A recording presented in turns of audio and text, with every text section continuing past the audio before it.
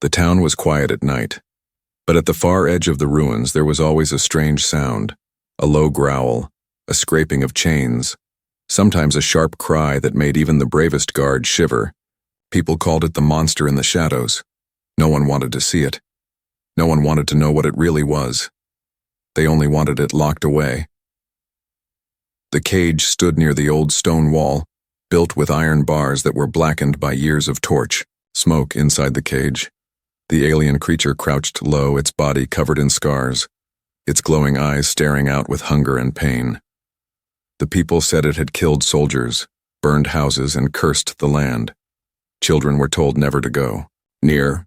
Women crossed the street when they heard its chains. Men spat on the ground when they spoke of it. To them, it was a thing of fear, a curse that had to be hidden. Every day the guards threw rotten food into the cage, but most of the time the creature ignored it. Sometimes it would eat only enough to stay alive. Other times it let the food rot, as if it no longer cared. The creature was not just trapped by chains, it was trapped by despair. Its back bent, its hands trembling, its head always lowered. But one man was different. His name was Daniel, a simple human who lived alone at the edge of town. He was not a soldier, not a leader, just a farmer who sold bread in the market. People laughed at him for being too quiet. Too soft, they said he had no courage. But Daniel had something no one else had, a heart that still believed in kindness. One evening, when the sun was sinking behind broken rooftops, Daniel walked past the cage. He heard the sound of chains dragging.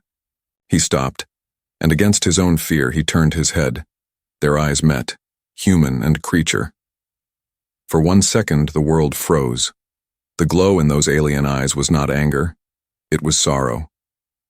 Daniel's chest tightened. He felt something heavy inside. Him. It was not fear, it was pity. The creature looked thin, its ribs visible, its hands shaking, its lips dry and cracked.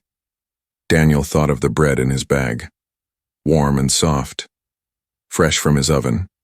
He could walk away, like everyone else did, but his feet did not move. His hand reached into the bag, and before he could stop himself, he placed a piece of bread on the dusty ground, just inside the bars. The guards saw him and shouted, "Fool! Step away, it will tear off your hand!" But Daniel did not move. He stood firm. The creature did not lunge. It did not growl. Instead, slowly, carefully, its long fingers reached out. The chain clinked as it stretched. It touched the bread, hesitated, then pulled it close. The creature's eyes glowed softer for a moment. It sniffed the bread like a starving child. Then it ate, quietly, without rage, without showing its teeth. Daniel watched, stunned. The people had called it a demon, but this was hunger. This was weakness. This was pain. The guards muttered, shaking their heads. They called Daniel a fool and walked away. But the man stayed a little longer, his heart beating fast. The creature lifted its head, crumbs on its lips, and for a moment Daniel thought he saw something impossible. A look of gratitude, faint but real. The town whispered the next day. Word spread quickly. They said a mad farmer had tried to feed the monster. They laughed. They cursed him. Some warned him to stop. Others called him brave. But Daniel ignored their voices. In his mind, he could not forget the eyes that had looked at him. Eyes not of a beast, but of someone broken. Someone who once had a life. That night, Daniel could not sleep. He kept thinking about the sound of chains, about the way the creature had trembled before eating, about the faint light in its eyes when it saw kindness for the first time in years. He tossed and turned, but in the end, one thought returned, again and again. It is not a monster, it is just alone. Outside, the cage sat in silence, the torches around it burning low, the alien creature curled in the corner, its arms wrapped around its knees, but it was not fully asleep. Its eyes opened slightly, staring into the darkness, and for the first time in years, it remembered the taste of bread and the touch of mercy. The shadows seemed less heavy that night, and though no one else knew it, something had changed forever. The next morning was colder than usual. A heavy fog wrapped the town like a blanket. People moved quickly through the streets, eyes down, trying to avoid the sharp chill in the air. Daniel walked slowly, a loaf of fresh bread wrapped in cloth. In his hands, the townspeople stared at him. Some whispered, others shook their heads. One woman even spat near his feet. "He's feeding that beast," she hissed to her friend. But Daniel didn't stop. His eyes were fixed ahead, toward the cage at the edge of the ruins. The guards were not there this time, or maybe they didn't care anymore. After all, they believed the creature was dying, that it would soon rot away in silence. They had given up watching it closely. The creature sat just as it had the night before, still, thin, silent. But now its head was lifted slightly, and when it saw Daniel approach, its eyes followed him. Glowing dimly behind the iron bars, Daniel knelt slowly outside the cage, placing the bread on a flat stone. This time he also brought a small cup of clean water taken from his own home. The creature's fingers twitched. It did not move at first, but it was watching closely. "You don't have to be afraid," Daniel said softly, his voice shaking a little. "I won't hurt you." The creature blinked slowly, then reached out again. Its hand moved slowly across the ground as if it expected pain, punishment, or fire. When it touched the bread, it froze. Then it dragged it closer, carefully, like a scared child holding a toy for the first time. It took a bite, chewed slowly, and then drank the water, all without sound, all without looking away from Daniel. Daniel sat down on the ground, legs crossed, arms resting on his knees. He said nothing more, just watched, and the creature did the same. They stayed like that for a long time, no words, no anger, just two beings in silence, one outside the cage, the other inside. From a nearby window, a boy peeked out, his wide eyes filled with confusion. "Is he really feeding it?" the boy whispered to his sister. "It didn't attack him," she whispered back. The townspeople began to talk. They couldn't ignore it now. Every evening, Daniel came to the cage with fresh bread, fruit, or water, and every evening, the creature accepted it. No growls, no violence, just slow, careful movements and a heavy silence. Some said Daniel was cursed. Others said he was trying to tame the beast. But a few, only a few, started to wonder if the creature was not what they were told. One night, as Daniel laid down a piece of apple, he spoke again. "What's your name?" The creature's head tilted slightly, as if confused by the question. It didn't answer, but it didn't look away either. "I'm Daniel," he added. "Just a baker." The creature's claws curled around the apple, and again, it ate, slow, hungry, but never wild. That evening, Daniel stayed longer than usual, and as he stood up to leave, the creature did something that startled him. It shifted forward, closer to the bars, closer than it had ever dared before. For a moment, Daniel thought it might try to speak, but instead, it raised one hand and gently touched the iron. The gesture was small but powerful. Daniel stepped forward and placed his hand on the same bar, a few inches away. They didn't touch, but the space between them was filled with something new: trust. The next morning, when Daniel walked through the market, people no longer just whispered. Now they stared openly. "He's gone mad," someone said. "He wants to befriend that thing." Another laughed. But there were others who didn't laugh. Some looked thoughtful, some even guilty. A few children, curious now, stopped throwing stones at the cage and simply watched. One girl, maybe 7 or 8 years old, walked up beside Daniel one evening. Her name was Mina, and she held a small flower in her hand. "Can I give it to the creature?" she asked shyly. Daniel knelt beside her and nodded. "You can try." She placed the flower gently near the bars, then ran back to her mother, giggling. The creature did not crush the flower. It picked it up slowly, held it close, and then tucked it into the torn cloth around its arm. That small moment spread through the town like wildfire. Something deep had shifted. The creature that had once been feared, hated, and starved was now being seen, really seen for the first time. And in the middle of it all, Daniel continued to return. Every day, never missing a visit, not for fame, not for praise, but for something far more powerful: hope. The change was small at first, quiet, like the wind before a storm. The people of the town still passed by the cage with fear in their eyes, but fewer stones were thrown, fewer curses shouted, Now they watched from a distance, wondering. Daniel continued his visits, never missing a day. Each evening he came with something new, a warm blanket, a basket of fruit, sometimes even soft music played from his small radio. The alien creature, who still had no name, waited at the edge of the cage now, always alert when he approached, always silent, but no longer afraid. One day Daniel brought something special, a pencil and a small notepad. "If you can't speak, maybe you can write," he said gently, placing them just inside the bars. The creature stared at the items for a long time, then picked them up slowly, its claws almost too large for the pencil. But it tried. It drew a symbol, 2 circles connected by a line, then looked at Daniel as if asking, "Do you understand?" Daniel smiled softly. "You're not a beast," he whispered. "You're someone." The news of the drawing spread quickly. By morning, whispers filled the market. "It can think," someone said. "It draws," said another. "Maybe it's not just an animal." The mayor didn't like the rumors. He called a meeting in the town hall. His voice boomed with anger. "We cannot be fooled by tricks. It is still dangerous. It must stay locked, and it must not be fed or helped any further." But not everyone agreed this time. A few men crossed their arms and looked away. A woman near the back muttered, "It took a flower from my daughter." And it smiled. The mayor slammed his fist. "Enough, this creature is a symbol of war, of death. We keep it chained so we never forget. Anyone who disobeys this law will be punished." Daniel sat near the back, calm but firm. He didn't speak. Not yet. Later that night, as he approached the cage, he found something unexpected beside the usual chains. There were signs. Large wooden boards nailed to the fence, painted in thick red letters, "Do not feed the beast, danger to all humans, no. Mercy for monsters." Daniel stared at the signs for a long moment, then slowly tore one down and placed his basket on the ground.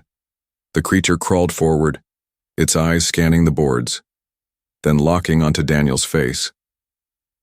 "They're scared," Daniel said quietly. "Not of you hurting them." "But of what?" "It means if you're not the monster they believed." The creature said nothing, but it slid the notepad toward Daniel and wrote one word in shaky letters. "Why?" Daniel crouched low, looking through the bars. "Because if you're innocent, then they were cruel for nothing." The next day, Daniel woke to find a small crowd outside his door, not with weapons, but with questions. Young people mostly, a few mothers, a couple of elders. They had heard stories, seen things with their own eyes. They wanted to understand. "Did it really take the bread gently?" one boy asked. "Does it listen to you?" a woman asked with worry. Daniel opened his gate and let them in. "Come," he said. "See for yourselves." That evening, 10 people followed Daniel to the cage. They kept their distance at first, but as the creature sat quietly, eating the fresh food, they came closer. A little girl dropped a flower near the bars and the creature picked it up again. Someone whispered, "It's not what we were told." But not all were pleased. Across the street, 2 guards watched angrily. One of them spat. "He's turning them against the town." The other narrowed his eyes. "If this keeps going, we'll have a riot." By the end of the week, Daniel wasn't alone anymore. Every day more visitors came, not to throw stones but to bring gifts. Paintings, poems, food, even small toys. One woman brought a book and read aloud through the bars. The creature never spoke, but it listened. It nodded. It watched every act of kindness with eyes that no longer looked like fire, but like quiet water, deep and full of memory. Then one night, everything changed again. Daniel returned late, walking with a limp, a fresh cut on his face. Someone had attacked him near the bakery, warning him to stop playing hero. But he kept going, wiping the blood from his brow, determined not to miss a visit. When he reached the cage, the creature stood up, slowly, and for the first time reached both hands forward, not to beg for food, but to mirror Daniel's injury. It touched the iron bars with care, as if to say, "Who hurt you?" Daniel sat down, and for the first time his voice cracked. "I'm tired, but I won't stop." The creature lowered its head, then took the pencil and wrote again. Just one short message. Thank you. The night was still and quiet. Only the soft sound of crickets echoed between the broken walls of the ruined town. Daniel walked slowly, one hand holding a small lantern, the other carrying a folded blanket. The cut on his face had started to heal, but the bruise beneath his eye still glowed purple. When he reached the cage, the creature was already sitting near the bars, waiting, the light from the lantern reflected in its golden eyes. No chains rattled, no growls came from its throat. Instead, it just looked at him. With worry, Daniel placed the blanket through the bars. The creature took it carefully, its fingers brushing against his hand for the first time. The touch was gentle, not cold, not rough, just, "Careful, I'm okay," Daniel whispered. It was just a warning from those who were scared. The creature tilted its head and pulled the blanket around its thin shoulders, the way a child might, trying to feel safe again. Then it picked up the notepad and pencil and slowly wrote, "Why do you keep coming back?" Daniel smiled, though tired. Because someone should have done it long ago. There was a long silence. Only the wind moved. But then the creature shifted, sitting, straighter than before, its eyes brighter, as if something inside had changed, and then it spoke. A quiet voice, dry and broken, but real. A voice that carried weight like thunder, yet soft as rain. "You are not like the others," the creature said, its words slow, like it was learning how to speak again after many years. Daniel froze. His heart skipped a beat. This was the first time after all the visits, all the silence, the creature had finally used its voice. "You can talk," Daniel said softly. "All this time, you could have spoken." The creature nodded, then looked down at its hands, scarred and worn. "I forgot how," it whispered. "Too long. In chains." Daniel sat down on the cold ground, eyes locked on the creature. "What's your name?" The creature didn't answer right away. It closed its eyes, as if trying to remember something long buried.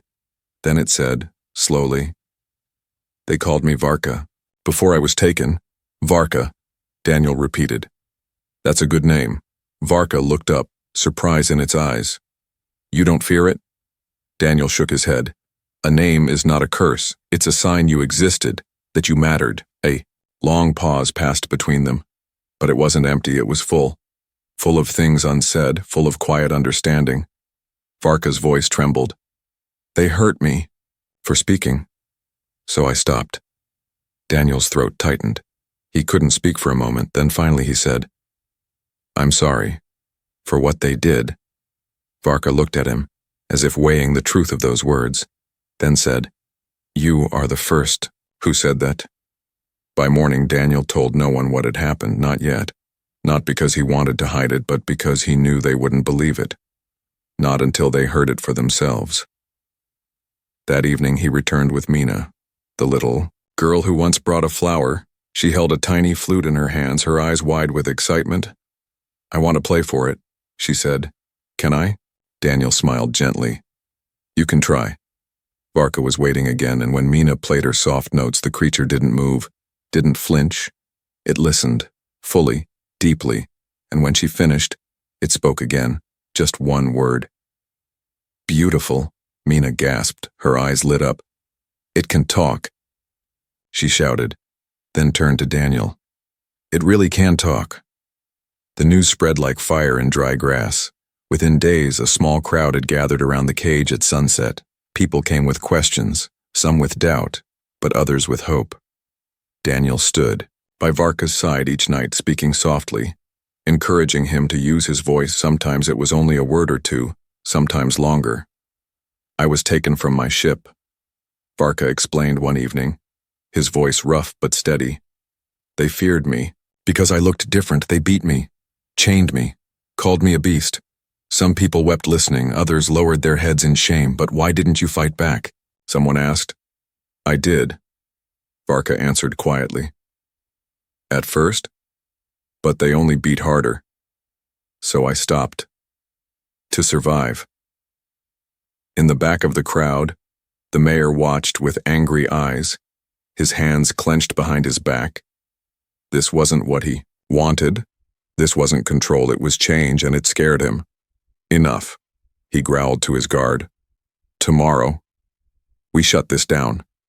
But the people were no longer afraid, and they were no longer alone, because Varka had spoken, and when truth finds a voice, it never stays caged for long. The days grew shorter, but the line at the cage grew longer. People brought gifts, blankets, warm tea, old books, drawings made by children, even a soft scarf knitted by an old woman who once swore she'd never go near the creature. Varka was no longer just the monster in the shadows. He had a name now, a voice and a story. And slowly, the town was starting to listen. Every evening, Daniel sat beside the cage, and Varka sat just on the other side, separated only by old iron bars. They talked about simple things: clouds, music, dreams, pain, and memory. Varka spoke more now, his voice still rough but no longer fearful. Every word was a small piece of himself returned from the darkness. "I remember the stars," Varka said one night. "They were so bright on my homeworld, before the war." "What was your world like?" Daniel asked, leaning closer. "Green skies, silver trees, rivers that sang." Varka whispered, his eyes glowing softly. "We lived in harmony, until we were hunted." Daniel was quiet. For a moment, then he said, "Not every human is like the ones who hurt you." "I know," Varka replied, and his voice shook a little. "Because of you." There was something growing between them. Trust, deep and steady, built not with weapons or power but with kindness shared in silence. That night, Daniel noticed something strange. The chains that once wrapped around Varka's arms were gone. Rusted pieces still hung from the bars, but the tight cuffs were broken. "Did someone unlock you?" Daniel asked, his eyes scanning the iron. "No," Varka answered, lifting his hands, showing the broken cuffs. "I broke them, not with anger, but with hope." Daniel's eyes widened. "You're strong enough to escape." "I was always strong enough," Varka said gently. "But I stayed, because leaving would prove their fear right." The words hit Daniel hard. He looked at Varka with something deeper than admiration. It was respect, not just for the strength in his body, but the strength in his heart. The next morning, Daniel was called to the town hall. The mayor sat behind a tall desk, his face tight with anger. "You have created chaos," the mayor said coldly. "You turned a cage into a stage, and now the people forget what that creature really is." "What it really is?" Daniel asked calmly. "You mean scared, alone, and mistreated?" The mayor slammed his hand on the desk. "It's dangerous." "And yet it hasn't harmed a single person," Daniel replied. "Not even when it could." The mayor leaned forward, voice low. "This ends now. If you continue these visits, you'll be arrested." Daniel didn't flinch. He stood tall. "Then arrest me, but I won't stop." That night he returned to the cage, bruised but smiling. "Well," he said as he sat down, "apparently I'm a threat to public safety now." Varka gave a soft chuckle, a sound that had never come from him before, a sound almost human. "You don't have to do this," Varka said. "They will turn against you." "Let them," Daniel replied. "You saved my faith in people. Now it's my turn to protect yours." A soft silence fell between them, filled only by the crackle of torches around the square. Then Varka whispered, "Do you want to know the truth?" Daniel nodded. "Always." "I was not the only one," Varka said, his eyes distant. "There were others, taken, hunted, not just for war but for display, like animals, across many worlds." Daniel's breath caught in his throat. "You mean other species like you?" Varka nodded slowly. "Yes, some of them. Didn't survive, but some may still be out there, caged like me, forgotten." Daniel clenched his fists. "We need to find them. One day," Varka said. "But first, we must finish what started here." That night, something changed inside. Daniel, this wasn't just about kindness anymore. It was about justice, about righting a wrong buried under fear and silence. And as the stars glowed high above, something else happened. Varka stood up and stepped closer than ever before. He knelt before the bars, then pressed his forehead gently against the cold metal. Daniel did the same. And though they were still separated, Their connection had never been stronger. In the shadows behind them, someone watched silently. A young guard named Elric, his torchlight flickering in his hand. He had once spat near the cage. Now he stood frozen, unsure. He turned away slowly, but not before whispering to himself, "Maybe we were wrong." It began with smoke, thick and bitter, rising from the south side of the town. By the time Daniel smelled it, people were already shouting. The flames danced along the old fences near the cage, set by hands that didn't want peace. Varka stood inside the cage, his eyes glowing brighter than ever, but he didn't move. Not yet. He watched as torches were thrown toward the walls, as angry voices called him a liar, a trick, a beast in disguise. Daniel pushed through the crowd, coughing, holding a wet cloth to his face. "Stop this," he cried. "There are children nearby." But the mob didn't listen. They had come not for truth, but for revenge. "They fooled us," one man yelled. "It speaks, it pretends, but it's still a monster. He'll kill us all when he's free." Another woman screamed, her hands shaking as she held her torch high. A guard stepped forward, but it wasn't Elric. This one wore black gloves and cold eyes. He nodded toward the cage. "Break the lock. Burn it alive." Daniel's heart pounded. "No," he shouted, running in front of the cage. "You don't understand. He saved me. He speaks. He dreams. He feels." The torch in the man's hand dropped an inch. Doubt flickered for just a second, but the fire in the crowd still raged. Daniel turned and pressed both hands on the bars. "Varka, if you run now, they'll never believe you were good." Varka stepped forward, smoke swirling around him. "If I stay, they'll kill you," he said quietly. "I'm not leaving you," Daniel said, "even if I burn." Suddenly, a bottle flew through the air, glass, oil, and fire. It smashed against the cage. Flames licked up the iron. The heat was unbearable, but Daniel didn't step back. "I won't move," he shouted through the smoke. "He is not the enemy." Then, through the haze, a small figure rushed forward. It was Mina, the little girl with the flower, her face pale, her eyes full of tears. "Stop," she cried. "He kept my drawing. He didn't eat me, he listened." Her mother chased behind her, grabbing the girl in fear, but the moment was already changing. The crowd had frozen. Elric stepped forward, dropping his weapon. "The girl is right," he said. "We watched him, and he never once hurt anyone." Another voice followed, then another. Soon half the crowd lowered their torches, their anger turning into shame. But it was too late for the fire. It had spread to the back of the cage, the wooden support cracking under the heat, the iron groaning. Daniel coughed violently, his legs weak, the smoke stealing his breath. He stumbled, falling to his knees. Varka let out a deep sound. Not a growl, not a roar, but a call of pain. He stepped forward and did something no one expected. With one mighty swing, he broke the bars, not to escape, but to reach Daniel. The metal screeched as it bent, the chains fell, and for the first time Varka stood outside the cage. The crowd gasped. Some stepped back, but no one moved to stop him. He knelt beside Daniel, lifting him gently, shielding his body from the fire. "He's free," someone whispered. "He could kill us all." But Varka didn't raise his claws, didn't bare his teeth. Instead, he lifted Daniel into his arms like a child, turned his back to the flames, and walked through the smoke. The people parted like water, silent, unsure, and watched the creature they once feared carry the man who believed in him. When they reached the town square, Varka laid Daniel down softly. His own hands burned, his back scorched, but he didn't show pain. A doctor rushed forward, checking Daniel's pulse. "He's alive, barely." Varka knelt beside him and whispered, "You stayed, even when it hurt." Daniel opened his eyes just enough to speak. "So did you." That night, the fire died, but something else burned brighter. The truth. The mayor came with soldiers, but the crowd blocked the path.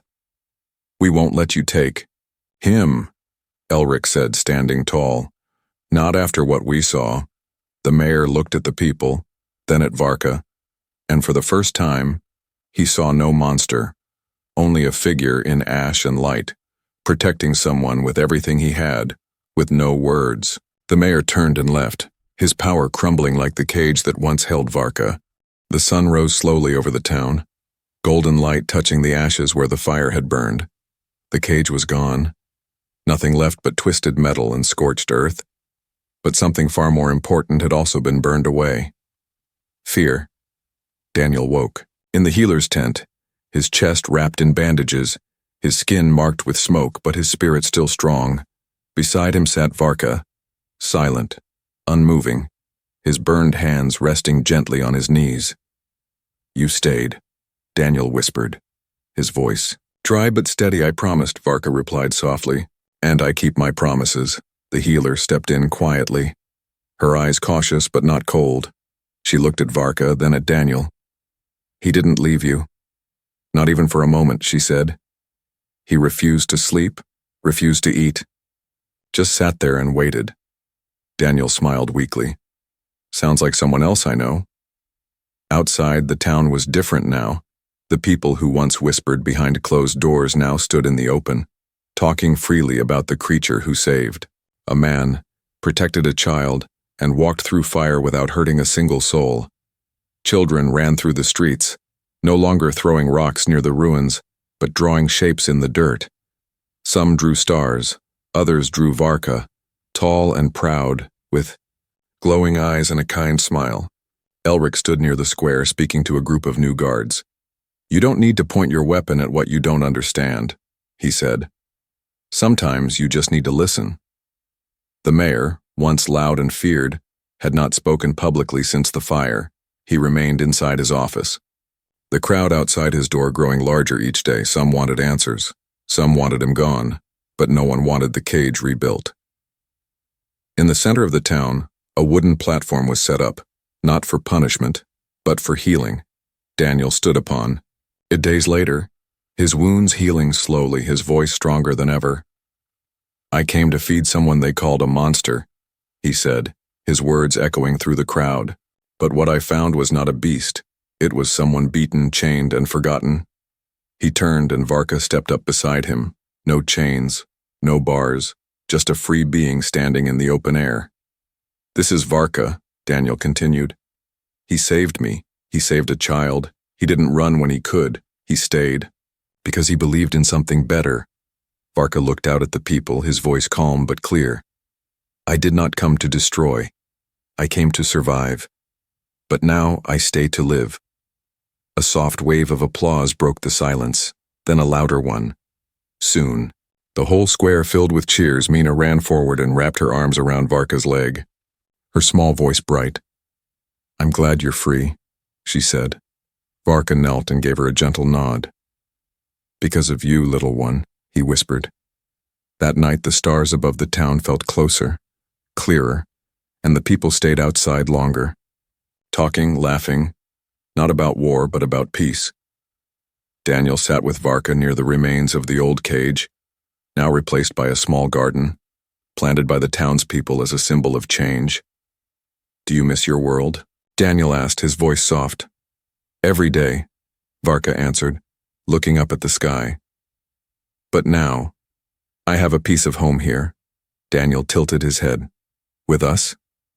"With you," Varka replied, "and with those who learned to see me." In the weeks that followed, a new building was raised, not a prison, but a shelter, a learning place, part school, part center for anyone cast aside. Daniel and Varka helped build it with their own hands, and soon, messages came from nearby towns, rumors spreading of the beast who saved a human, of a man who fed a monster bread and was given back a friend. Other creatures, once feared, once hunted, began to appear at the edges of human lands. Some came slowly, others still afraid. But they watched from the trees, from the shadows, waiting to see if the stories were true, and they were. Because when Varka stood in the sunlight and raised his voice to greet them, they did not see a monster, they saw hope. And standing beside him always was the human who chose kindness when no one else would. The man who fed a creature and found a brother, the creature who stayed in his cage, so he wouldn't be seen as a threat even though he could have escaped. Together they rewrote what it meant to be enemies together. They proved that love was stronger than fear, and that even in the darkest places friendship could bloom. The cage was gone, but its memory remained, not as a symbol of control, but as a reminder that monsters are not born.